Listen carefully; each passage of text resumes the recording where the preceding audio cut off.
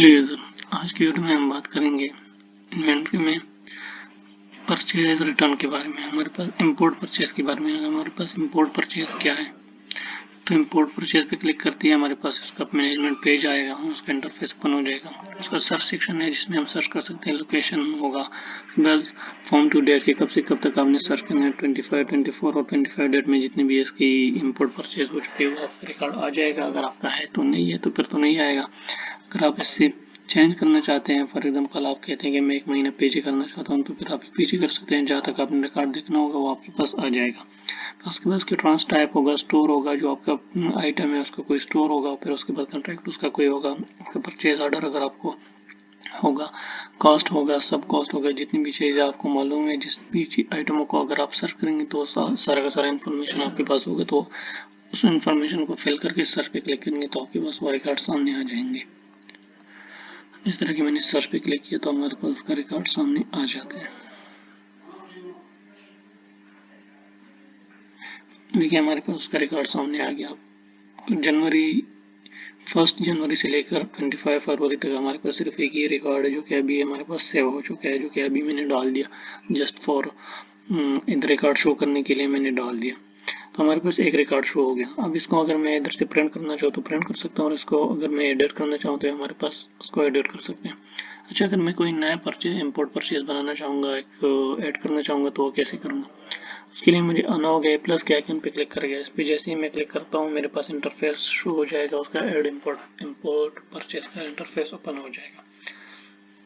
वो interface open हो जाए तो हमारे पास उसकी सबसे पहले नेट मास्टर है। ट्रांजेक्शन टाइप जो है हमारे पास ऑलरेडी सिलेक्टेड है, इसको हम चेंज नहीं कर सकते। ट्रांजेक्शन डेट जो है इसको आज का डेट है, इसको आप चेंज भी कर सकते हैं किसी दूसरी डेट से।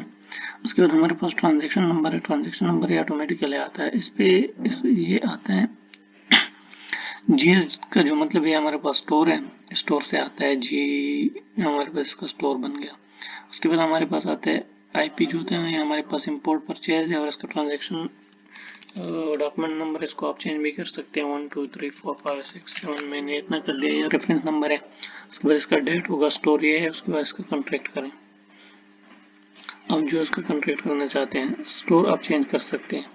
उसके बाद हमारे पास आइटम आएंगे, आपके पास क्या आइटम है, कौन सा आइटम का आप वो करना चाहते हैं। मैं कहता हूँ कि यार मैं सर्फ बोनस है मेरे पास, तो मैं सर्फ बोनस इधर सेलेक्ट करता हूँ। फिर उसके बाद उसकी कॉस्ट क्या होगी, सब कॉस्ट क्या होगी आपने लिखना होगा, डिपार्टमेंट्स का क्या होगा, कॉस्ट सेंटर क्या होगा, साइजिंग होगा, वार्पिंग होगा, वीविंग होगा, जो भी आपका है। अच्छा, उसके बाद में क्वांटिटी है। क्वांटिटी हमारे पास स्टॉक इन हैंड 5 है तो 5 से कम होनी चाहिए। मैं कहता हूँ कि मुझे 2 क्वांटिटी चाहिए, तो 2 क्वांटिटी में लिख के उसके बेस पे हमारे पास उसकी रिमार्क्स आ जाएगी। रिमार्क्स में मैं कुछ लिखूंगा, उसका रेट होगा, और रेट एवरेज रेट इसका 220 है। अगर आपको इसका कोई वो मिला है, उसमें आप रेट को कम मिला है, कम रेट में मिला है, 200 में मिला है, इस तरह आपने वो रेट लगाना होगा। उस रेट के हिसाब से फिर आपकी वैल्यू आ जाएगी। अब मेरे पास पर आइटम की जो क्वांटिटी है, पर आइटम 220 है, और दोनों का हमारे पास 2 क्वांटिटी मैंने सिलेक्ट किया तो दोनों का मिलाकर 440 बन गया। उसके बाद इसकी करेंसी है, करेंसी आप कौन सी रखना चाहते हैं, इसके STR रखना चाहते हैं। फॉर एग्जांपल मैं कहता हूँ कि 4 रुपये इसके सेल टैक्स रेट है, और अदर टैक्स रेट हमारे पास 1 रुपया है। फ्राइट हमारे पास मैं कहता हूँ कि इसमें हमारे पास 1 रुपया ही है। बेच नंबर फ्लाइट का मतलब ये है ना कि फ्लाइट आपका खर्चा करना, मतलब कॉस्ट में जो आया है सेल और टैक्स रेट के सिवा आपका और कॉस्ट कितना है वो जो आपका उसमें शुमार नहीं होगा। जिस तरह के फॉर एग्जांपल लाते हुए गाड़ी में पेट्रोल का खर्चा जो होगा वो आपका सेल टैक्स रेट में शुमार नहीं होगा, लेकिन कॉस्ट में शुमार होगा। तो पेट्रोल का और तेल का खर्चा जो है ना वो आपका फ्लाइट में शुमार होगा। इस तरह और कोई खर्चे वगैरह होंगे जो आपके सेल टैक्स में शुमार तो नहीं होते, लेकिन आपके कॉस्ट में ओवरऑल कॉस्ट में शुमार होते हैं। फिर उसके बाद उसका बैच नंबर होगा, मेड होगा, मॉडल होगा, स्पेसिफिकेशन जो भी उस आइटम की है वो देंगे। सेव आइटम करेंगे। तो जैसे हमने सेव आइटम किया, रिकॉर्ड हमारे पास सेव हो गया, या हमारे पास आ गया सर्फ बोनस और उसका सारा का पूरा रिकॉर्ड। इसमें हमारे पास 2 ऑप्शन आते हैं, कि डिलीट का ऑप्शन आता है एक्शन बटन में, और दूसरे बटन में हमारे पास एडिट का ऑप्शन आता है। अगर मैं डिलीट पे क्लिक करता हूँ तो ये डिलीट होगा, और अपडेट पे क्लिक करता हूँ तो ये अपडेट होगा। अपडेट पे क्लिक करते हैं हमारे पास ये सारा का सारा रिकॉर्ड जो भी रिकॉर्ड है वापस इसी फॉर्म में फिल हो जाएगा, और इसी फॉर्म में फिल होते ही मैं इसको एडिट कर सकता हूँ, अपडेट कर सकता हूँ। फॉर एग्जांपल मैं कहता हूँ कि मैं इसको अपडेट करता हूँ तो ये दोबारा वही की वही सारी चीज़ें उधर आ गई। मैं कहता हूँ कि ये हमारे पास साइट है, इसको हम पहले हमने रखा था 1 रुपये और इधर मैं फ्राइट को 3 रुपये करता हूँ तो हमारे पास आ जाएगी, अपडेट करती है हमारे पास इधर जो फ्राइट है ये 1 की जगह 3 आ जाएगी। ये हो गया फ्राइट, हमारे पास 3 हो गया। अब इस तरह कुछ भी इसमें एडिट करना चाहते हैं तो आप कर सकते हैं। हमारे पास आ गया। अब डिलीट करने के लिए हमारे पास अभी फिलहाल हमारे पास 2 आइटम है तो मैं किसी एक को डिलीट करूंगा तो होगा, लेकिन दोनों डिलीट नहीं हो सकते क्योंकि कम से कम एक आइटम जरूरी होना चाहिए हमारे पास। डिलीट सारे के सारे नहीं हो सकते, एटलीस्ट एक आइटम हमारे पास हो जाएगी। अब इनमें से मैं कोई भी एक डिलीट करना चाहूँ, एक तो डिलीट कर सकता हूँ लेकिन दोनों नहीं कर सकते।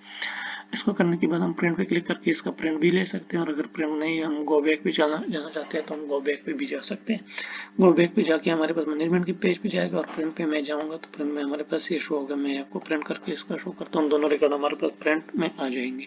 हमारे पास दोनों रिकॉर्ड प्रिंट में आ जाएंगे। इसकी क्वान्टिटी 3 बन गई और साथ में इसकी वैल्यू वगैरह, फ्राइट हमारे पास 3 बन गई, सेल टैक्स रेट हमारे पास, ये सारी की सारी चीज़ें आ गई जो भी हमारे पास था। तो ये था हमारे पास इंपोर्ट परचेज। ये उसके ऊपर की डेटा, उसकी ट्रांजैक्शन नंबर क्या है, ट्रांजैक्शन डेट वगैरह और एटसेट्रा जितनी भी चीज़ आ रही है वो सारी ऊपर आ गई। Thank you so much.